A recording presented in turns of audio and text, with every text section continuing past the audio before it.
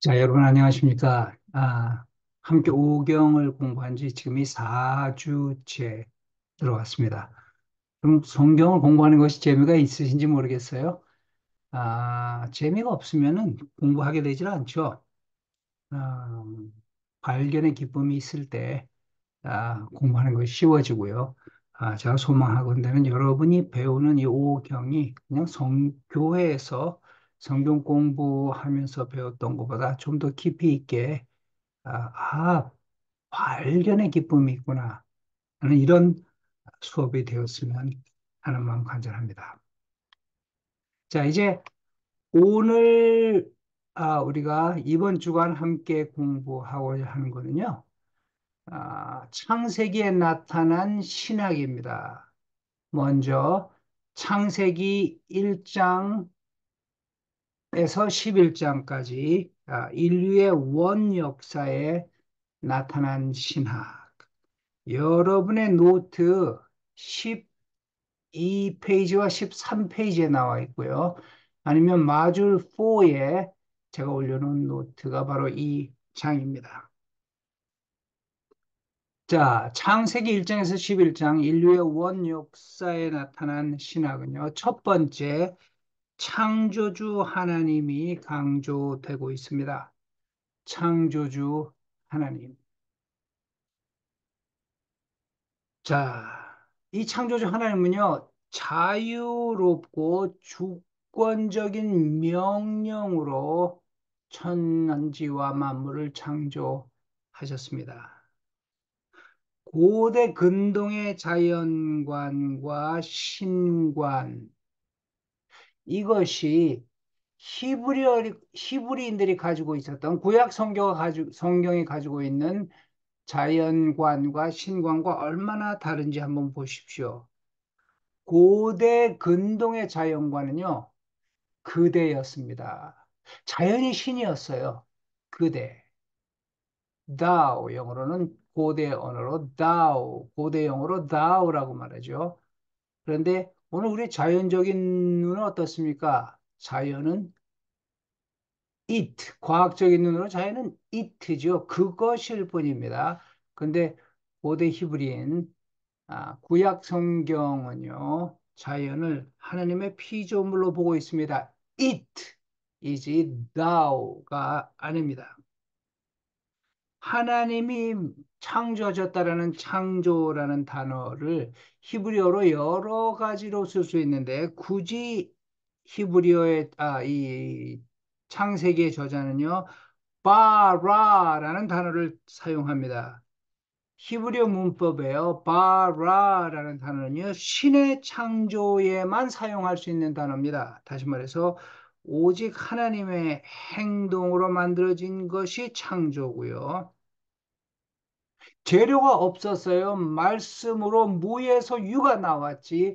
바닷물과 짠물이었던 바닷물과 자연적인 강물이 합쳐져서 우주가 만들어진 것이 아닙니다.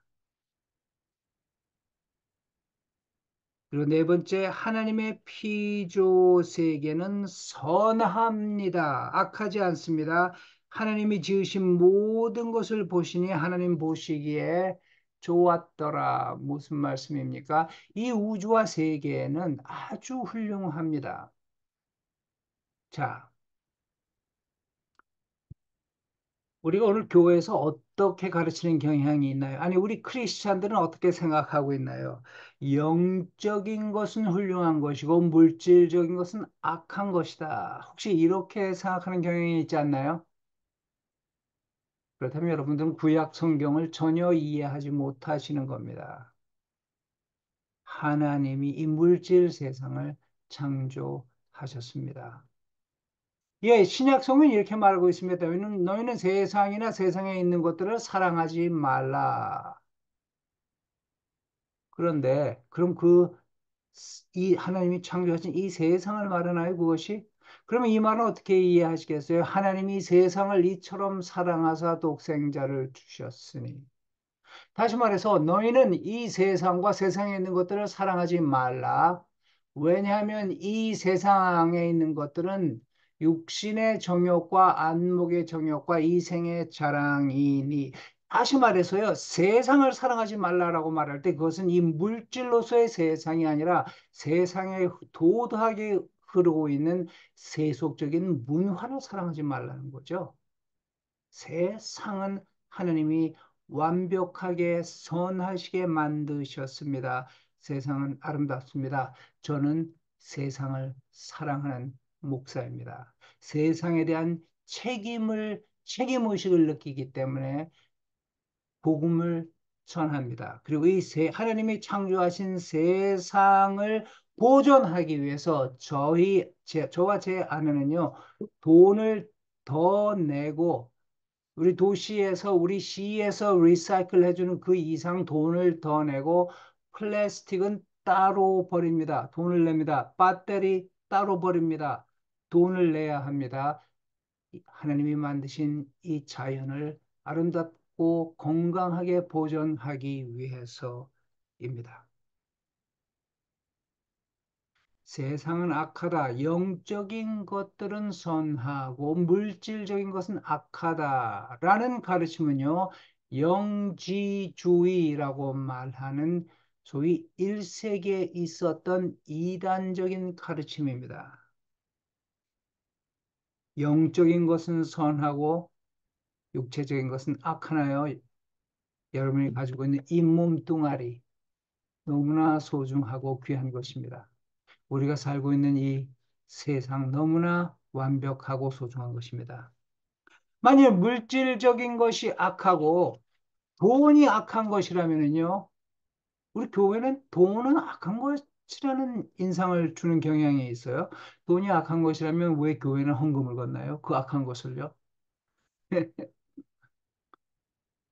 돈은 악하지도 않고 선하지도 않습니다. 돈은 윤리적으로 중립에 있습니다. 이 돈을 어떻게 쓰느냐, 아니 어떻게 버느냐가 돈의 악함과 선함을 결정합니다. 도둑질을 해서 돈을 모았다, 아편을 팔아서 돈을 모았다면 악한 겁니다. 이 돈을 가지고 악한 일을 한다면 이 돈을 가지고 원자폭탄을 만들어서 남한을 침략하겠다는 계획을 가지고 있는 김정은이 사용한 돈이라면 악한 돈입니다. 그러나 선하게 벌어서 복음과 전도를 위해서 사용한다면, 또 가족이 먹고 사는데 사용한다면 이 돈은 훌륭하고 선한 돈입니다. 피조물의 선덕성, 하나님이 피조 세계는 선하다. 하나님 보시기에 좋았더라. 그런데 이 선한 질서를 깨뜨린 것은 죄였습니다. 하나님이 아닙니다. 피조물 자체가 악한 것이 아니었습니다. 죄가 이것을 깨뜨렸습니다. 언젠가 모든 만물이 종국적으로 이와 같이 선하고 완벽한 모습으로 회복될 날이 있습니다. 요한계시록 21장 1절은 이것을 새 하늘과 새 땅이라고 말합니다. 창조 활동의 절정은요, 우주가 아니고 인간이었습니다. 우리의 형상과 우리의 모양을 따라 사람을 만들자. 시편 8편을 읽어보십시오. 하나님이 인간을 얼마나 귀하게 여기시는지. 인간은 창조의 절정입니다. 어떤 목사님은요, 이렇게 생각하시는 분이 계세요. 갈라디아서 말씀에 근거해서 내가 하나님을 기쁘시게 하랴, 사람을 기쁘시게 하랴. 내가 사람의 기쁨을 구한다면 하나님의 종이 아니니라. 거기에 그 말에 가지고요. 사람을 막 함부로 대하는 분이 계세요. 근데 성경을 이해하려면요, 어떤 특정 구절을 이해하려면 그 구절이 적혀 있는 문맥을 이해하셔야 됩니다. 갈라디아서에서 내가 하나님을 기쁘시게 하랴, 사람을 기쁘시게 하랴, 이 말이 나와 있는 문맥, 컨텍스트는요, 구원론입니다. 인간이 믿음으로 구원받는가? 성경이죠. 행위로 구원받는가? 유대교입니다. 유대교는 선한 행위로 구원받는다고 가르치는데 아닙니다. 성경은 구약도 신약도 믿음으로 구원받습니다라고 바울이 가르칩니다. 그런데 내가 하나님을 기쁘시게 하랴, 사람을 기쁘시게 하랴. 다시 말해서 믿음으로 구원받는다는 말을 계속 강조하랴, 아니면 사람을 기쁘게 하기 위해서 행위로도 구원받는다라고 말을 하랴. 그 말이죠. 인간을 미워하고 인간을 업수히 여기고 인간을 낮추는 것이 하나님의 뜻이다. 이런 말 아닙니다. 성경은 인간을 가장 높이고 있습니다. 인간을 사랑하십니까? 인간을 사랑하지 않으면 그리스도인이 아닙니다. 교회 내에서 가장 존중되어야 되어야 될 것은 인간입니다. 하나님의 일조차도 아닙니다. 인간입니다. 인간이 가장 중요한 하나님의 일입니다. 창조 활동의 절정은 인간이었어요. 하나님이 자기의 형상대로 사람을 창조하시되 한번 나왔죠.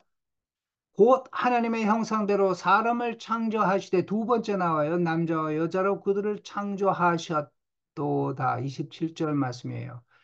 이 장의 절정은요, 동사인 창조하셨다. 삼중사용과 문체상의 대조점.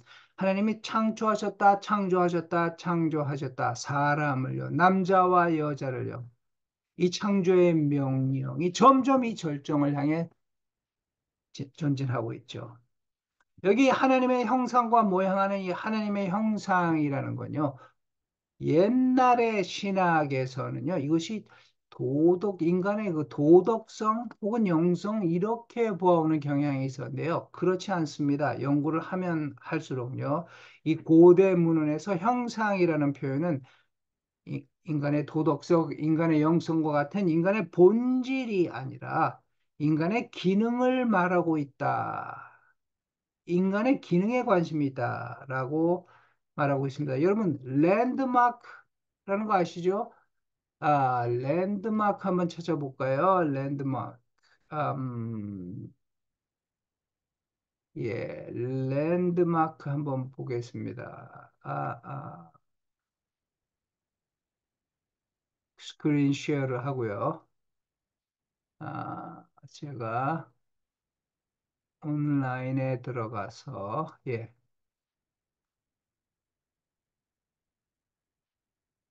아,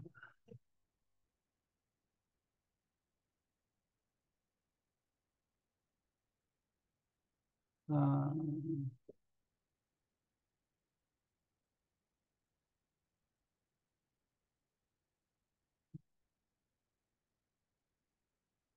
아, 예, 자, 금세, 예, 자, 칠레 이스터 섬의 모아이 석상이라고 알려져 있는 석상이에요.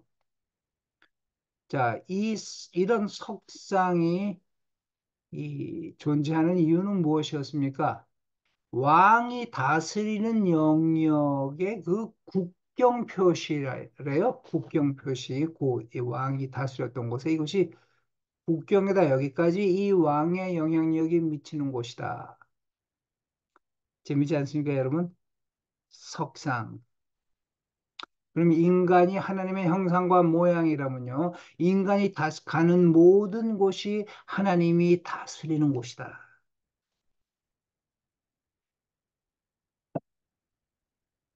인간이 하나님의 형상을 닮았다는 것은 인간으로 하여금 주변에 있는 모든 것을 탐구하고 지배하고 사용할 수 있는 권한을 가진 하나님의 대표자가 되게 만든다는 뜻입니다. 우리가 하나님을 대표하고 있다. 그로 다스리게 하자. 우리가 우리의 형상과 모양대로 사람을 만들고 그로 다스리게 하자. 여기 사람이라는 말은 히브리어로 아담입니다.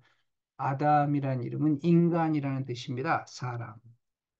하나님의 형상을 가진 결과로 남자와 여자는 하나님의 이름으로 세상을 다스릴 수 있게 되었습니다. 이것은 황제가 자기의 영토를 다스릴 행정관을 세우고 자기 자신의 자기 자신의 부조를 통해서 자기 상을 세움으로써 백성들이 누구의 의지에 의해 다스리고 있는 것인지를 잘 알게 해주는 것과 같은 사고 방식입니다. 창세기 2장 18절로 25절에 나와 있는 인간의 단체성 혹은 인간의 사회성을 한번 볼까요?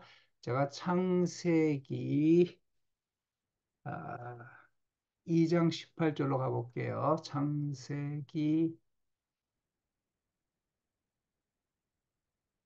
아, 창세기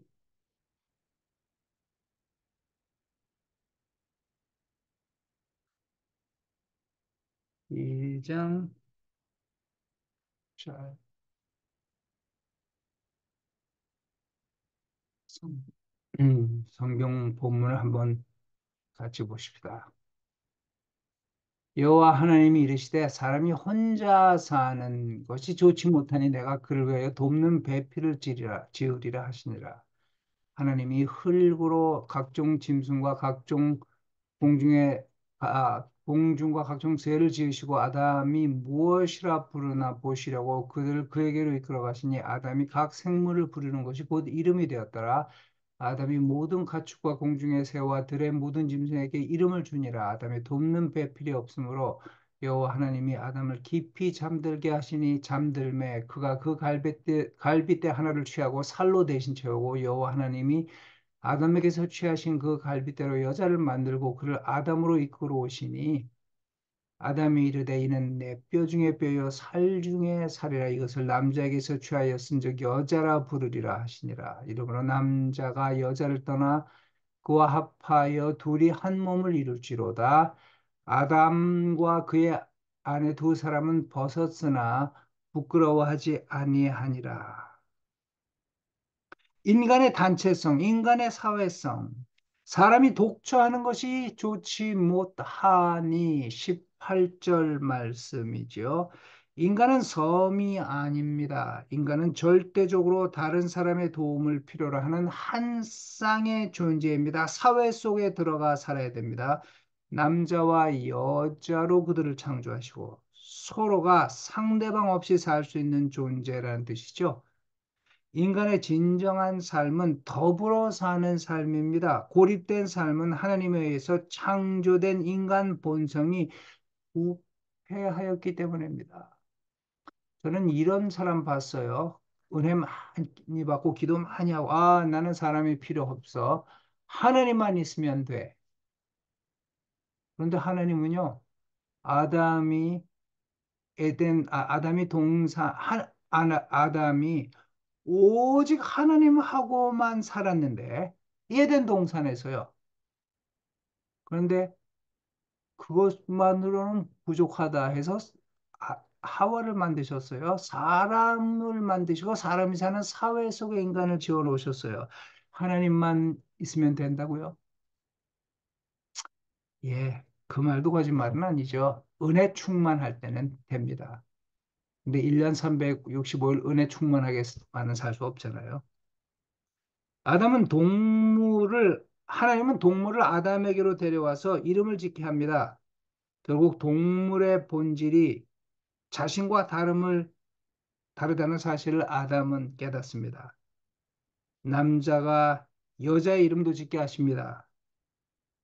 남자로 하여금 상호간의 충만한 어울림을 깨닫게 하는 점에 있어서 이 저자가 얼마나 탁월하게 이것을 표현하는가 보십시오. 남자로 하여금 여자의 이름을 짓게 했다. 이래서 남자는 여자에게 끌리고 여자는 남자에게 끌리고 또 사람은 인간 사회에 끌리고 옛날 공자님이 그런 말씀하셨는 거예요. 남녀 칠세 지남철이다. 끌리게 되어 있어요. 24절 말씀 이러므로 남자가 부모를 떠나 그와 합하여 둘이 한 몸이 될지로다. 왜 남자가 부모와 긴밀한 유대 관계를 끊고 여자와 한 몸이 되어야 하는지를 여자의 창조가 설명해 준다. 간단하게 성경에 말합니다. 왜 그런가요? 왜냐하면 그것이 인간의 본래 모습입니다. 남자와 여자에게 끌리는 것이요. 이 둘이 한 몸이 된다. 여기 한 몸이라는 것은요, 이 몸뚱아리를 말하는 것이 아니고요. 인간 존재, 인간 전체를 상징합니다. 그것이 휴머니티이다. 인간은 이렇게 사회 속에서 살게 되는 것이다. 자, 여기서 우리가 살펴본 것은요, 창조 세계의 완전성과 이 선한 이 창조 질서의 선함, 이것이죠. 자, 두 번째, 이 두 번째 창세기 1장에서 11장의 신학은요, 죄의 문제, 하나님이 완벽하게 만드신 세상, 이 피조물의 선덕성, 그럼에도 불구하고 드러난 죄의 문제. 창세기 1장은요, 왜 세상이 존재하게 됐는가? 신학적인 설명을 하고 있어요. 그런데 2장과 3장은 세상에 왜 세상이 왜 파멸 상태에서 실질적이고 도덕적인 악에 굴복하고 있는가를 설명하고 있습니다. 창세기의 저자는요, 우리가 경험하는 세상은 원래 창조된 세상을 그 모습 그대로 이어받은 것이 아님을 분명히 하고 있습니다. 하나님이 원래 만드신 세상은 아름다웠습니다. 그러나 인간의 고의적인 반역을 통해 세상은 타락했습니다. 그래서 도도한 타락의 문화가 이 세상 속에 들어옵니다. 2장과 3장은 인간을 죄인으로 묘사하고 있습니다. 에덴 동산의 완전함과 인간의 불완전함, 에덴 동산의 완전함과 무엇인가 비현실적인 그 모습. 한번 볼까요?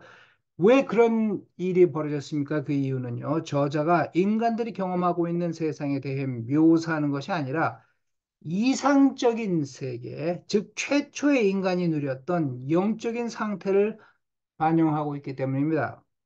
또 그러한 영적 상태에 상응하는 이상 세계를 묘사하고 있기 때문입니다. 이 인간은요, 하나님과 더불어 평화의 교제를 누렸습니다. 그러나 선악을 알게 하는 나무의 열매를 따 먹음으로써 최초의 인간 부부는 자신들 스스로 선악을 판단하고 선악에 대해서 도덕적 자율권을 확립하게 되었습니다. 그럼으로써 하나님의 특권을 하나님에게서 빼앗아서 자신들이 하나님처럼 되고자 했습니다. 선악을 판단하는 기준이 하나님이 아닙니다. 이제 선과 악을 판단하는 기준이 인간입니다. 아주 재미있는 사실은 이것입니다. 니체는요, 19세기에 신은 죽었다라고 외쳤던 독일의 신학자입니다. 신이 죽었기 때문에 인간은 자유롭게 됐다가 아니고요. 니체는 신이 죽었기 때문에 이제 인간 세계는 암울하게 되었다. 왜요? 인간을 압제하던 하나의 기독교 신이 죽었어요.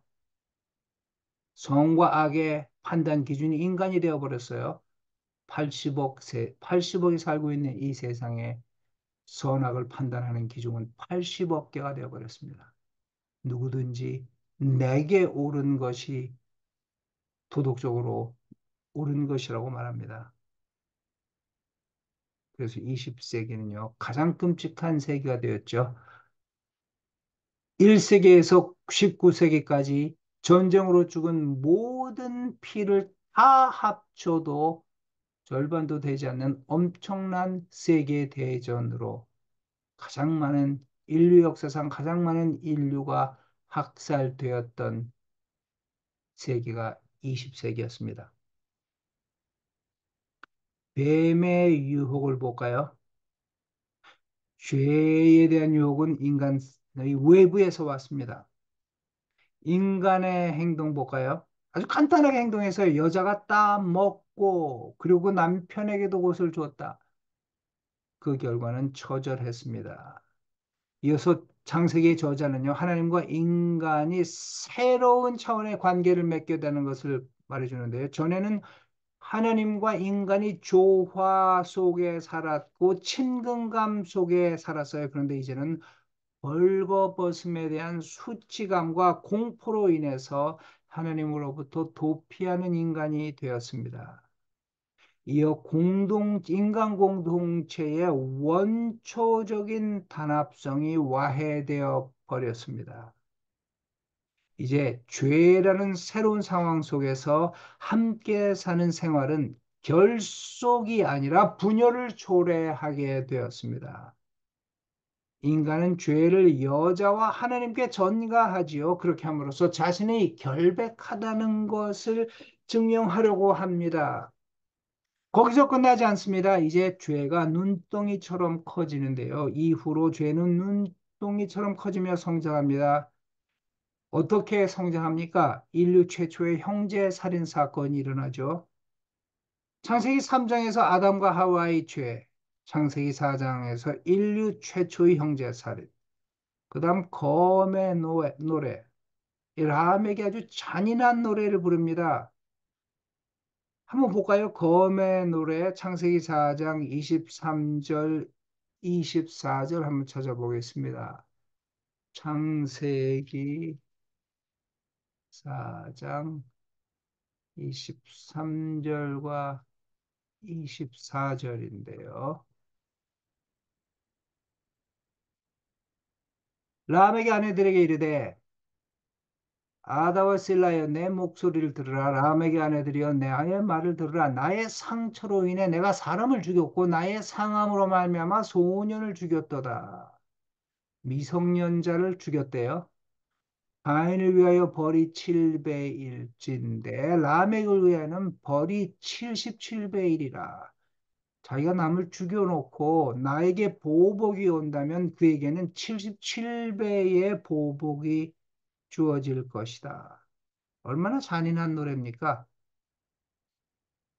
4장 7절로 24절에 나타난 족보의 주된 관심이요. 여기 4장 7절로 22절,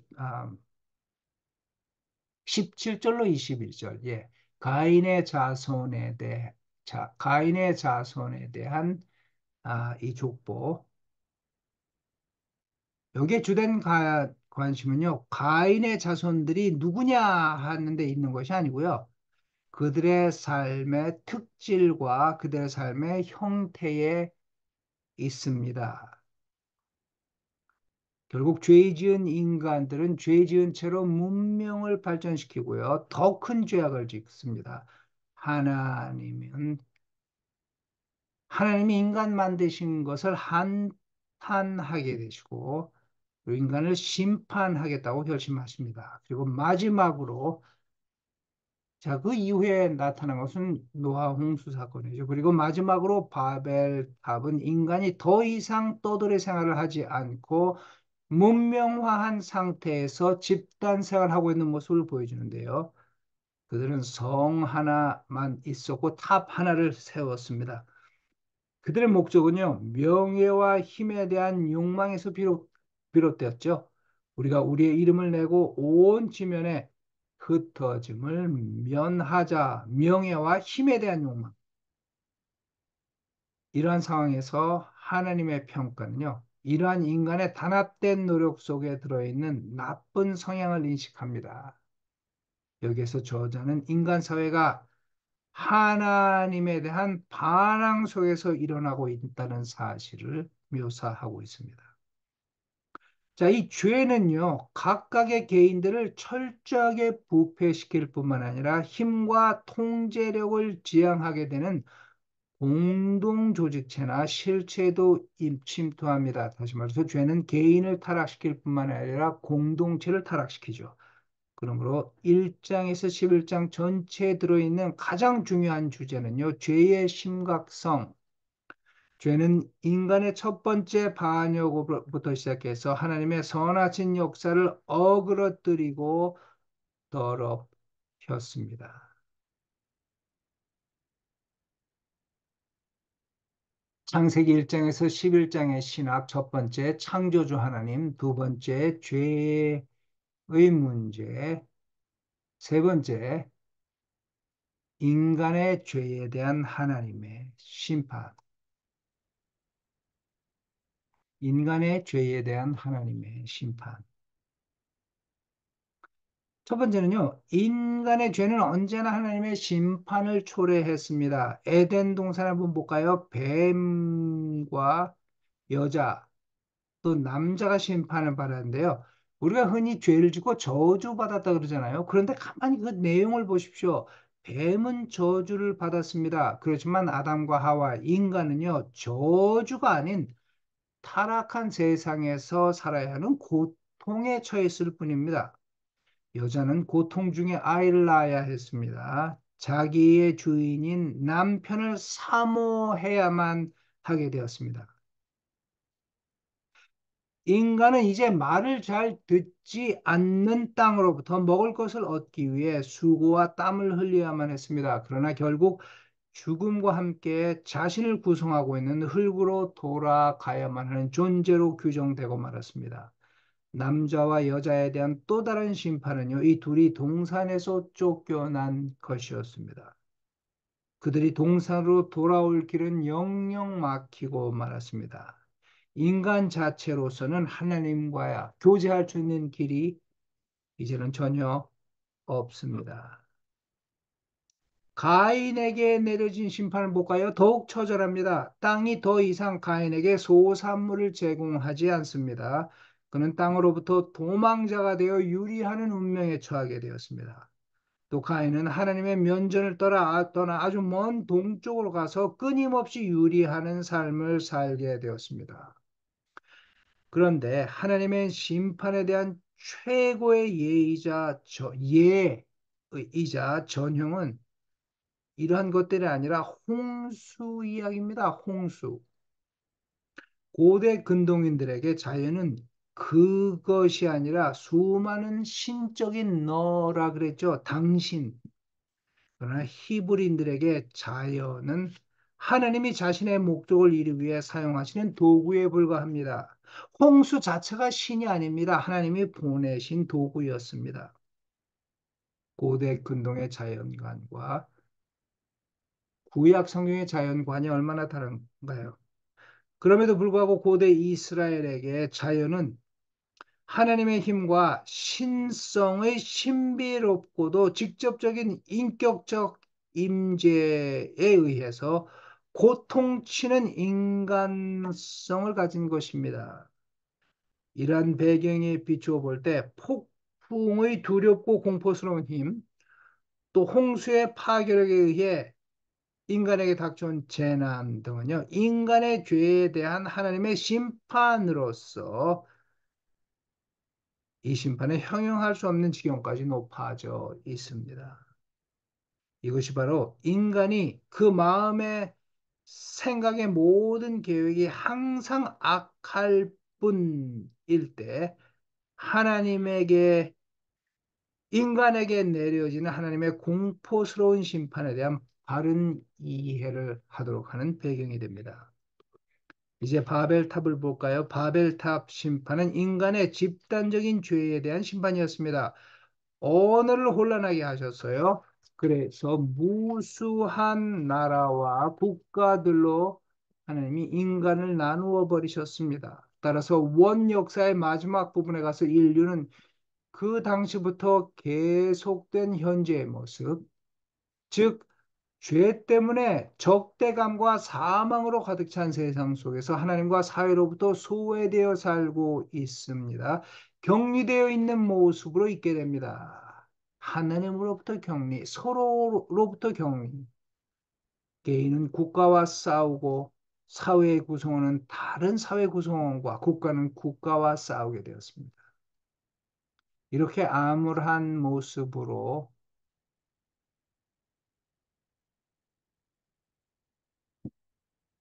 창세기 1장부터 11장 인류의 원 역사가 끝이 나죠. 그런데 이 가운데서도요, 또 놀라운 사건이 하나 있는데요. 그것은 뭐냐면요, 하나님의 보존하시는 은혜에 대해서 창세기 1장부터 11장은 설명하고 있습니다. 하나님이 죄를 심판하셨지만 보존하시는 애, 하나님이 유지하시고 돌보시는 은혜, 하나님이 창조하셨을 뿐만 아니라 보존하시는 은혜, 하나님이 유지하시고 돌보시는 은혜는 바벨탑을 제외하고, 바벨탑 헐어버리셨잖아요. 각각 모든 심판 속에 내주하고 있는데, 첫 번째 에덴 동산에서의 범죄, 여기에 열매를 따먹을 때는 반드시 죽으리라. 그 반드시라는 말은요, 꼭 죽겠다는 의미만 있는 것이 아니라, immediately, 바로 죽을 것이다. 라는 그런 내용이 암시되어 있는데요. 그런데 하나님은요, 당일 죽는 것 대신 관용을 베푸셨습니다. 미래 어느 시점에 죽을 것이다. 그래서 흙에서로 돌아갈 것이다. 그리고 벌거벗은 인간에게 동물 가죽의 옷을 입혀서 수치를 감추어 주십니다. 하나님의 은혜입니다. 가인의 경우를 볼까요? 가인의 벌에서 끝나지 않고 가인에게 무조건 자비의 표현으로 가인의 생명을 취하는 자에게는 7배의 벌이 임할 것이라고 약속해 주셨고 거기에 대한 표징조차 사인조차 주십니다. 홍수 속에 나타난 하나님의 보존하시는 해. 홍수 이야기는요. 하나님 심판의 척도일 뿐 아니라 은혜의 척도이기도 합니다. 심판의 근거가 뭐죠? 창세기 6장 5절에 나와 있는데요. 인간 마음의 생각과 모든 계획이 항상 악한 것임을 보시고 인간을 심판하기로 결정하셨는데요. 은혜와 섭리를 보여주신 근거이고요. 이는 사람의 마음에 계획하는 바가 어려서부터 악함이라. 하나님 그래서 인간을 기억하시고 은혜를 주셨다. 어차피 악한 인간이기 때문에 하나님이 그를 구원하시기로 하셨다. 하나님 그 인간을 기억하셨다. 자,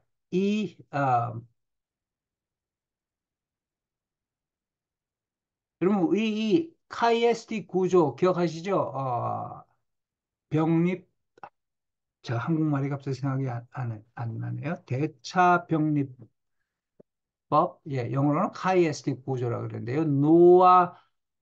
이 노아 이야기를 보시면은요, 아주 극명하게 노아의 홍수 이야기를 보시면 한눈에 보이게 이 카이에스틱 구조가 나오는데, 첫째, 노아 이야기로 시작하고요. 노아 이야기로 끝이 납니다.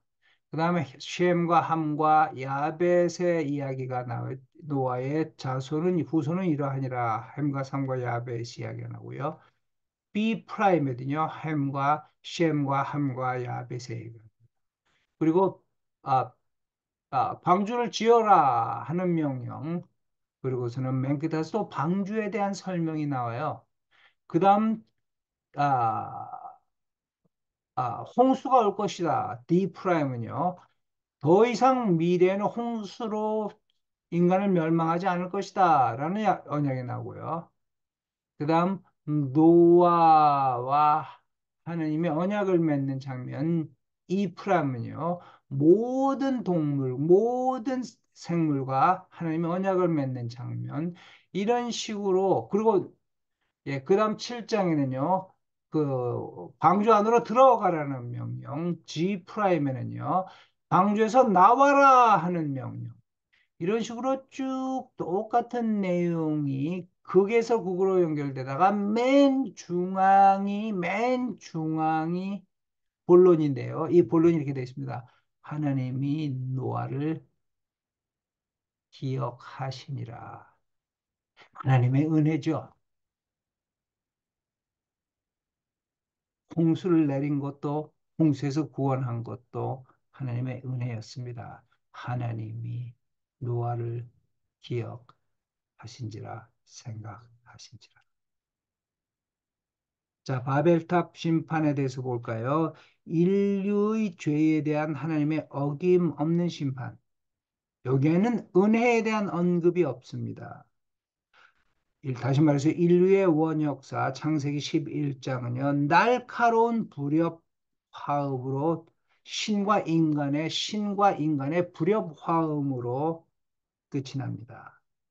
여기에 긴급한 질문이 주어지죠. 과연 이제 마침내 하나님과 열방의 관계는 좌절되고 말았으며 하나님의 관용은 고갈되었고 하나님은 분노 속에서 열방을 영원히 저버렸는가?